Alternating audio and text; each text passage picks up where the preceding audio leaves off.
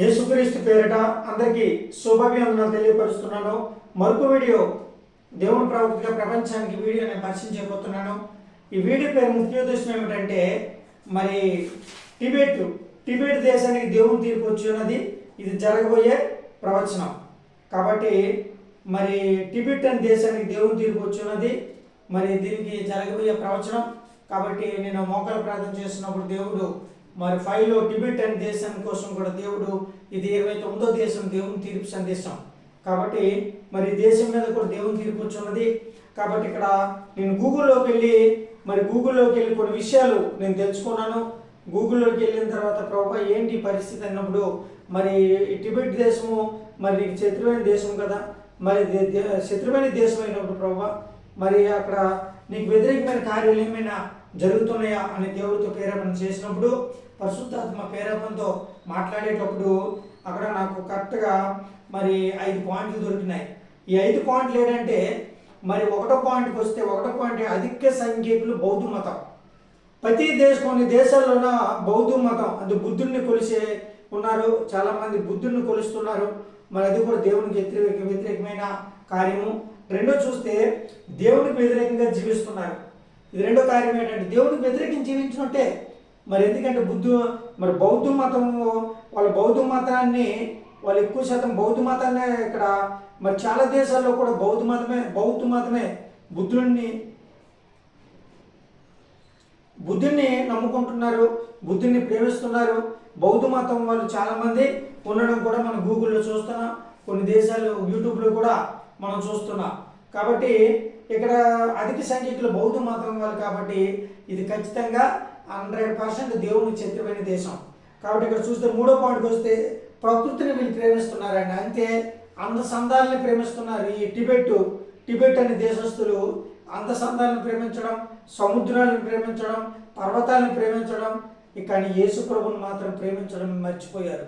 యెహోవా దేవుని ప్రేమించడం మర్చిపోయారు.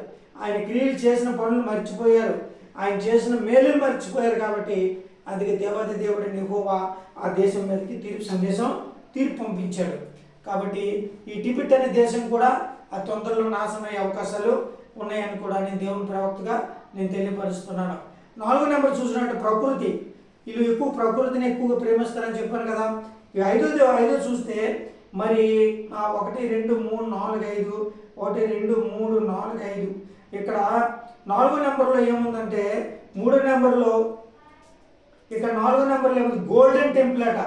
అంతే బౌద్ధ మతం వాళ్ళు ఏం చేశారంటే బుద్ధుడికి ఒక పెద్దది ఒక గోల్డెన్ టెంపుల్ ఒకటి బంగారంతో పూయబడిన ఒక టెంపుల్ని వాళ్ళు పెద్ద కట్టున్నారట టిబెట్ దేశంలో. అందుకే దేవుని ఉగ్రత ఆ దేశం మీదకి వచ్చింది. కానీ ఎందుకంటే యేసుని ప్రేమించడం మర్చిపోయారు, యెహోవా దేవుని ప్రేమించడం మర్చిపోయారు, ఇష్టానుసారంగా జీవిస్తున్నారు. పనికిమాలిన దేవుని పూజ అన్ని మనుషుల్ని దేవుడిగా భావించి వీళ్ళు పూజలు చేసుకుంటున్నారు. కాబట్టి అందుకే దేవుని ఉగ్రత అది తొందరలోనే వచ్చింది. ఈ దేశము అంతమయ్యే అవకాశాలు ఉన్నాయని మరి జరగబోయే ప్రవచనాలు ఇవన్నీ కాబట్టి ఇది ఖచ్చితంగా 100% జరుగుతున్నాయని దేవుని పేరిట మరి దేశస్తులకు నేను తెలియపరుస్తున్నాను. ఎందుకంటే ప్రతి ఒక్క వీడియోలో కూడా దేవుని శత్రువైన దేశాలే కనపడుతున్నాయి. చాలా దేశాలు దేవుని శత్రువైన దేశాలు కనపడ్డాయి. ఎందుకు చెప్తున్నానంటే ప్రియమైన ప్రజలారా, ఏ దేశాలు అయితే దేవుని శత్రువైన దేశాలు ఉన్నాయో ఆ దేశాల మీద దేవుని ఉగ్రత ఖచ్చితంగా 100% వస్తుంది. ఆ దేశాలని కుమ్మేస్తుంది, ఆ దేశాలని నాశనం చేస్తుంది. రెండోది వాళ్ళ కుటుంబాలు ఏ కుటుంబాలు ఉన్నాయో ఆ కుటుంబాలను కూడా అడుక్కున్న పరిస్థితి తీసుకొస్తుంది అని చెప్తున్నాను. దేవుని తీర్పు అలా ఉంటుంది. కాబట్టి చాలా జాగ్రత్త వినండి. మరి ఇక్కడ అధిక సంఖ్యలో బౌద్ధ మతం, రెండోది దేవునికి వ్యతిరేకంగా వీళ్ళు జీవిస్తున్నారు, మూడోది ప్రకృతిని వీళ్ళు ప్రేమిస్తున్నారు, 4వది గోల్డెన్ టెంపుల్.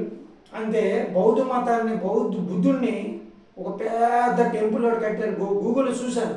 ఆ టెంపుల్ కట్టి ఆ టెంపుల్ బయట బంగారం పూత పూసుందనమాట. చూడండి, పేద ప్రజలకు ఇవ్వడానికి వీళ్ళకి చేతులు రావు, కానీ వీళ్ళు టెంపుల్ కోసం ఇంత అందంగా వీళ్ళు చెప్తున్నారంటే వీళ్ళకి రోజులు దగ్గర పడ్డాయి, పోవడానికి రోజులు దగ్గర పడ్డాయని నేను దేవుని ప్రవక్తను తెలియపరుస్తున్నాను. కాబట్టి చాలా జాగ్రత్తగా ఉండండి. ఈ వీడియోలను కూడా మీరు ఆలకించండి, సత్యం తెలుసుకోండి. ఎందుకంటే దేవుడు ఏది బయలుపరిస్తే అది చెప్పడం నా ధర్మము. కాబట్టి చాలా జాగ్రత్తగా వినమని దేవుని పేరు మనవి చేస్తూ ఉన్నాను. కాబట్టి ఇక్కడ అధిక సంఖ్యకులు బౌద్ధ మతం వాళ్ళు ఉన్నారు. దేవునికి వ్యతిరేకంగా వీళ్ళు అందరూ జీవిస్తున్నారు. ప్రకృతిని వీళ్ళు ప్రేమిస్తున్నారు. కానీ గోల్డెన్ టెంపుల్ ఒకటి ఉంది. తర్వాత 5వ పాయింట్కి వస్తే ఇది భయంకరమైన మరి దేవుడు తెలియపరిచాడు కాబట్టి చాలా భయంకరమైన మరి తుఫాను వచ్చే అవకాశాలు ఉన్నాయని కూడా నేను చెప్పగలుగుతాను. కాబట్టి చాలా జాగ్రత్తగా ఉన్నాడు ప్రజలారా. ఇంకా దగ్గర ఇది 29వ దేశము. కాబట్టి ఎందుకంటే ఇంకొక 71 దేశంలోన ఇంకా 71 ఉన్నాయి దేవుని తీర్పు సంబంధించిన దేశాలు.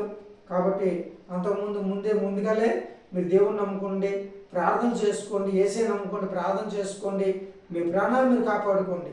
లేకపోతే కంపల్సరీగా మీరు ఏ ఆయుష్లో ఉన్నారని దేవుడు చూడ్డు. ఎందుకు చూడ్డు అంటే ఆయనకు వ్యతిరేకంగా చాలా పనులు మీరు చేస్తున్నారు కాబట్టి చూడ్డు.